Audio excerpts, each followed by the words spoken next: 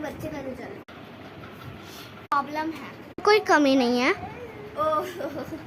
Class से 9th class में उसने सुनीता लिखवाया और 10th क्लास में उसने विनीता की लिखवाया। मैम गलती हो गई। कैसे हो सकती है? अपनी मम्मी का नाम तो सबको पता है। का मम्मी का नाम पता है? पता है। शेख का मम्मी का नाम पता है? शेख कौन है? क्या पता? पागल है। नहीं, गलती तो सबसे ही होती है। रियल नाम क्या है? विनीता। आपका असली नाम है कि नहीं? आप उसके असली मम्मी होगी? मेरी असली मम्मी है। इनका नाम नहीं नहीं बता, नहीं बता, नहीं। देवी महारानी जोहान। मम्मी सबका नाम अच्छा रहता है, मैम का नाम भी अच्छा है। बता। पुरुषोत्तम